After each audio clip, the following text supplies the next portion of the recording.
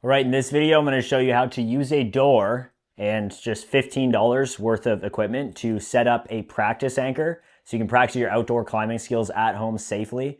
I'm making this video especially if you're renting somewhere and you don't want to do damage to the walls or put holes anywhere, and you don't have a lot of money to make some intricate setup to practice. So that's what we're going to do today. I'm going to try and run through it really quick, step by step, exactly what you need to do.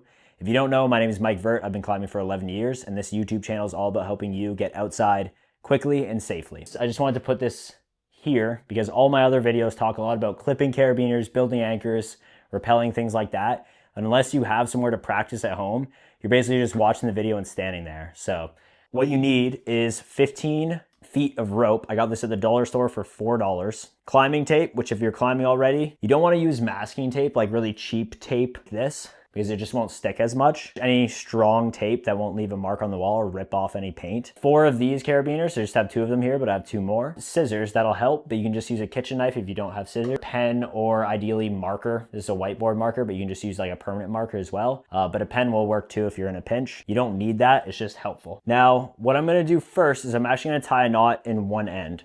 So the knot that I'm going to tie is called a figure 8. I'm gonna twist once, second time, and then pull the rope up through. So I do that in one end, and then I do it in the other end as well. So I get to my other end, and then I'm gonna do the same thing.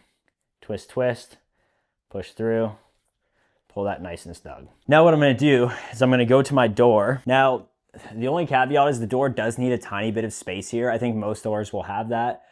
If yours is maybe like a super perfectly fitting door, I don't know if this will work, but this rope does get extremely flat, so I imagine that'll fit on almost every door. Now mine has little bumps in it, so I'm actually gonna line mine up here and here. So what I'm gonna do is I'm gonna open up the door, and I'm just gonna draper these over. Don't really have to worry too much about how you're draping it. So I'm just lining it up here and here because this is where I want it.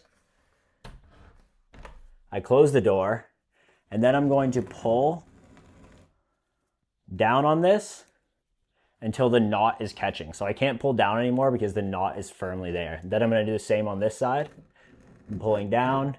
Now this might do like the tiniest bit of damage to the top of the door because you are grinding it a little bit. So I guess keep that in mind. This door, as you can see, has some character already, so I'm not super worried. Okay, so I'm pulling down on this. So now I'm at both ends of my knots. Now I'm gonna pull out my climbing tape. I'm gonna pull probably 4 inches worth here. I'm gonna put a piece of tape right at the top. So what I don't want is when I open the door, this rope is kind of curly, so it might pop up. So what I'm actually gonna do is go around to the other side here. And I wanna tape these down as well. Over top of that little tail that's on the other side of the knot, I'm gonna tape that down. And this just allows us to be able to open and close the door and leave it here, so that we don't have to reset it every single time. Great, so now that's gonna stay there even when I open and close the door. Now we're gonna get the actual fixed points in. So this is where I'm gonna use my handy dandy marker. So I'm gonna go just a few inches down here, probably about here. I'm gonna make a little mark on this rope, and then I'm gonna try and do it the exact same spot on this one. So now I'm gonna grab at the knot itself. I'm gonna make a little loop, and then I'm gonna loop it around itself and push it through that hole. Do the same on this side. This is called an overhand on a bite. If you don't know what that is, you can look that up. And then I'm gonna pull down on this to make it tight. You don't wanna pull out because that'll pull off your tape. So I'm pulling down on it. Back to the tape, a few inches, and I'm gonna tape right underneath that. So I'm gonna pull the rope so it's kind of snug here. I don't wanna pull it really hard, but I'm pulling it kind of snug. Putting the next piece of tape on, do both sides. Great. And now, if I get my 2 carabiners here, so these are gonna act like my outdoor climbing anchor. Now an outdoor climbing anchor is a fancy piece, but it looks a bit more like this with 2 hangers that are fixed and really burly. But this is a great way to simulate it without doing damage to your rental or your house. This is obviously not load bearing, like I wouldn't sit on this with all my weight, but it's a great kind of simulation. You can clip carabiners to this, clip some rope into it, you can clip anchors to it, practice building these. It's great. Now one thing to keep in mind, these carabiners are open, so if you want to, you can cheat and use these little carabiners, but remember on the actual one, these hangers are fixed. So you won't actually be able to go into them or clip into them. You have to clip around them.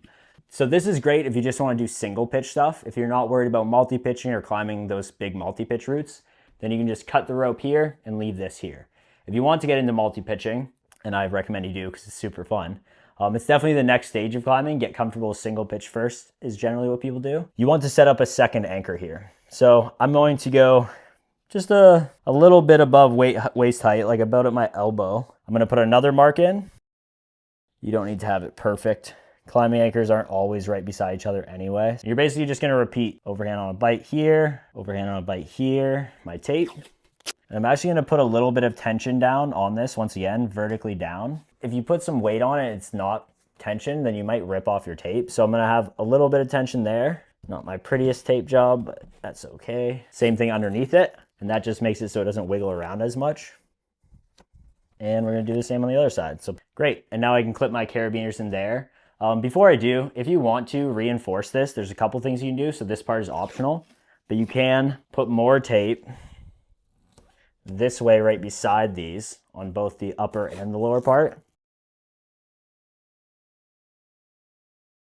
And if you really want to get aesthetic, I mean, my door is white, so this is going to look, better this way.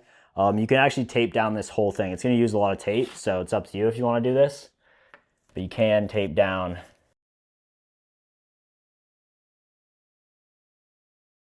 Before I throw my 2 carabiners on this, I'm actually just going to chop off the ends here because I don't need this rope anymore.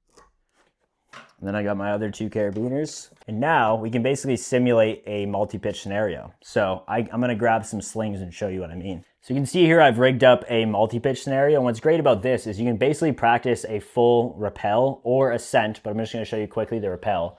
So you can feed through here as if this is the fixed gear.